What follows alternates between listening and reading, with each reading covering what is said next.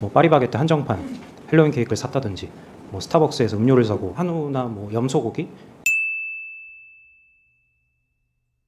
정상화법에 대해서 자꾸 뭐 여러 가지 얘기들을 하시고 뭐 위헌이다 아니다 이런 얘기까지 하시는데요. 이런 얘기가 왜 나왔는지를 좀 반성부터 하십시오. 만약에 김건희 여사에 대한 수사 제대로 했으면 국민들이 검찰개혁 하자는 얘기 안 했을 겁니다. 검찰한테 수사권 주자 이렇게 얘기했을 겁니다. 얼마나 지금 엉망진창으로 수사를 하니까 누구는 봐주고 힘 있으면 다 봐주고 꼬리 내리고 그러고 있으니까 수사권 뺏자, 수사권 정상화시키자 이런 얘기 하는 거 아닙니까? 반성들 좀 하세요. 오랫동안 특활비 관련해서 소송을 진행하셨어요. 네. 예, 자료 한번 보시죠. 우리 심우정 후보자에 대한 특활비도 그 변호사님이 자료를 받으신 거죠? 네, 네. 보니까 심우정 후보자가 서울 동부지검장일 때 특활비가 일주 평균 272만 원 썼습니다. 어디다 썼는지 모르겠어요. 썼어요. 그런데 2021년 추석 이때 일주일 동안 1,160만 원, 약 4.2배를 씁니다. 그리고 2022년 설날 일주 동안 1,350만 원, 약 5배를 씁니다. 그리고 2021년 연말에는 636만 원으로 2.3배를 쓰고 있습니다. 이거 어떻게 분석하셨습니까?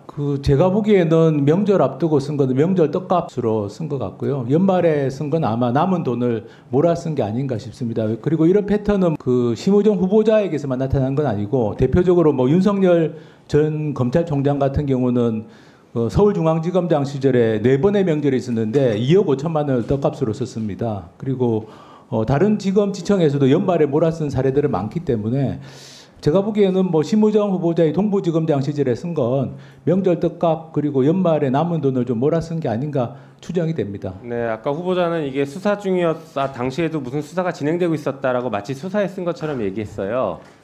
자, 후보자님, 이 떡값입니까 아닙니까? 딱 그것만 답변해 보십시오. 떡값 아니에요? 예. 네, 답변 들으셨죠? 어떻게 보십니까? 기획재정부 지침에 따르면 특수활동비는 필요한 때 특수활동을 실제 수행하는 자에게 지급하도록 되어 있습니다. 그러면 명절을 앞두고 갑자기 특수활동이 집중될 리가 없고, 그리고 예를 들면 1,350만 원을 쓴 2022년 1월 같은 경우는 28명에게 이렇게 특활비가 지급된 걸로 나오는데, 사실 28명에게 그렇게 동부지검에서 갑자기 28명이 특수활동을 실제 수행했을 리가, 명절을 앞두고 그럴 리는 없다고 생각해서 저는 솔직하게 그냥 명절 떡값으로 썼다라고 인정하시는 게 좀 좋지 않을까, 국민들에 대한 예의가 아닐까 싶습니다. 그렇죠. 그리고 실제 검찰 예산이 이렇게 됩니다. 특활비 70억, 80억 이렇게 예산이 책정되지 않아요. 보시는 것처럼 첨단범죄 디지털 수사와 관련해서 2022년엔 1억 2,200만 원, 검찰 수사 지원엔 5억 2,200만 원, 형사부 등 수사 지원 50억 7,400만 원 이런 식으로 예산이 편성되거든요. 그럼 방금 말씀하신 것처럼 특활비는 이 예산 편성된 그 항목대로 그 수사와 관련된 항목에만 지출을 하는 게 맞죠? 그렇게 해야 되는데 그렇게 하지 않는 걸로 알고 있습니다. 그렇죠. 네. 다시 말해서 저번에 법무부 장관은 마약 수사 때 마약을 사는데 특활비를 쓴다 이 얘기를 했어요. 그 돈은 2억 7,500만 원을 넘으면 안 되는 거죠. 원래는 그런데 검찰 같은 경우는 일단 저렇게 해서 예산을 받으면 그냥 섞어서 그냥 정기적으로 지급하는 거는 전국의 검찰청에 나눠주고, 맞습니다. 나머지 수시분이라고 하는 건 검찰총장 임의로 그냥 자의적으로 쓰고 있는 걸로 봅니다. 맞습니다. 실제로 저희가 법사위에서 현장 검증 갔을 때에도 특활비 때문에 갚는데 그렇게 관리를 하고 있습니다. 이 예산 항목대로 얼마를 썼다라고 전혀 관리하지 않습니다. 조금 전에 후보자도 항목을 모른다라고 답을 해요. 이게 심각한 문제 아닙니까? 저는 이거 범죄라고 보는데 어떻게 보십니까? 예, 사실은 국회에서 통과시킨 예산을 완전히 무시하고 돈을 사용하는 것이고, 또 기획재정부 지침에 어긋나는 부분이 많은데 그 중에 일부는 범죄에 해당할 수도 있다라고 생각합니다. 그다음에 임선웅 기자님 잠시 나오시겠습니까? 네, 기자님도 오랫동안 특활비 문제를 취재를 하셨는데 심우정 후보자를 비롯해서 특활비의 문제점들을 누구보다 잘 알고 계실 것 같습니다. 네. 그 문제점 짧게 말씀 주시고, 특히 심우정 후보자가 법무부 차관 시절에 법무장관 특활비 비공개 처리했던 적이 있었다라는 얘기가 있는데 그거에 대해서 좀 말씀 주시면 좋을 것 같습니다. 네. 시간이 별로 없어서 그냥 답변하시면 됩니다. 네. 일단 검찰 특수활동비 자료 같은 경우에는 제가 확인한 자료가 지금까지 공개받은 자료 전체 확인한 게 6만 장 정도 되는데요. 6만 장 중에서 집행 내역을 좀 구체적으로 가리지 않은 검찰에서 실수로 가리지 않은 자료가 한 0.2%, 한 100장 정도가 됩니다. 이 100장은 이제 특수활동비를 어디다 좀 썼는지 구체적으로 알 수 있는 그 증거들이죠. 직접적인 증거들인데 이를 보면은 사실 특수활동에 썼다고 보기 어려운 것들이 대다수입니다. 이를테면 뭐 파리바게뜨 한정판, 헬로윈 케이크를 샀다든지, 뭐 스타벅스에서 음료를 사고 뭐 상품을 받기 위한 프리퀀시를 적립했다든지, 공기청정기 대여비로 썼다든지, 아니면 뭐 검사들하고 가서 이제 한우나 뭐 염소고기 이런 회식을 했다든지, 그러니까 그야말로 이 각양각색의 오남용 사례가 나오고 있고요.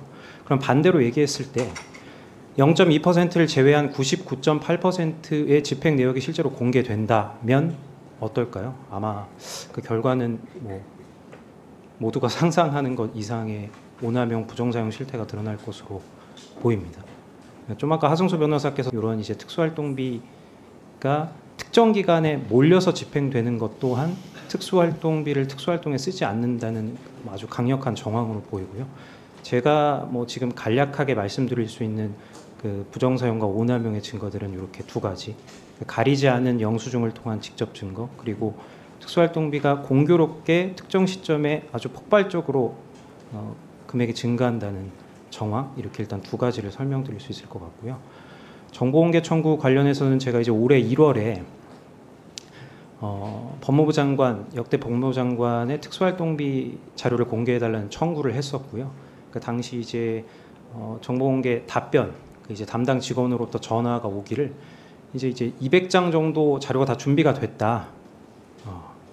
이제 당신이 와서 가져가든지 우리가 보내주면 되는데 이 당시 이제 차관, 그러니까 심우정 후보자의 결재가 안 나고 있어서 조금만 기다려달라는 얘기를 해요. 좀 시일이 지나서 한 일주일, 6일 정도 시간이 지나서 이 법무부로부터 통지가 옵니다. 왔는데 이제 정보 비공개 결정이 내려진 거예요. 황당하잖아요. 그래서 이제 그 배경을 좀 살펴봤던 것이죠. 당시 이제 배경을 좀 구체적으로 살펴보고자 했던 이유는 이미 하승수 변호사께서 정보공개 행정소송을 통해서 검찰 특수활동비의 공개 판례를 이미 이끌어낸 바 있고요.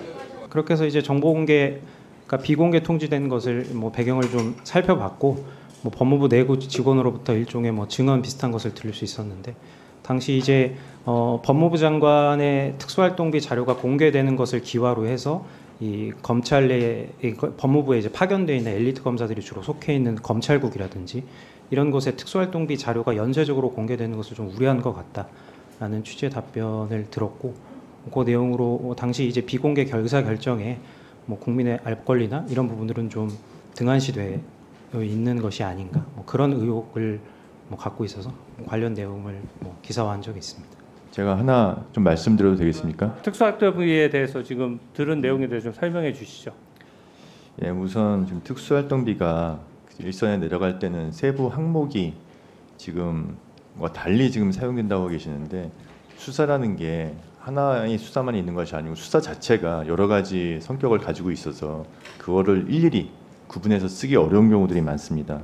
예를 들면 딥페이크 사건 같은 경우에도 형사 사건일 뿐만 아니라 사이버 문제 같은 여러 성격을 갖고 있기 때문에 그렇게 쓰일 수 있는 것이고, 두 번째 이제 장관 특활비 공개 부분에 대해서 임 기자님이 말씀해 주셨는데, 저는 그게 뭐 검찰국이나 이런 부분에 대해서 연쇄적인 걸 미치는 것보다 제가 보고를 받았을 때 장관실에서 특활비가 집행되는 내용은 사실은 장관실 인원이 많지가 않습니다. 지난 정부에서 장관실 특활비 집행 내역이 공개되는 것도 마찬가지로 모든 기준과 원칙과 동일하게 편성 집행 목적이나 수령자가 특정될 수 있는 내용은 정보공개 판결의 취지상 공개돼서는 안 된다는 그냥 그런 원칙과 기준에 따라서 저는 지시를 했을 뿐입니다.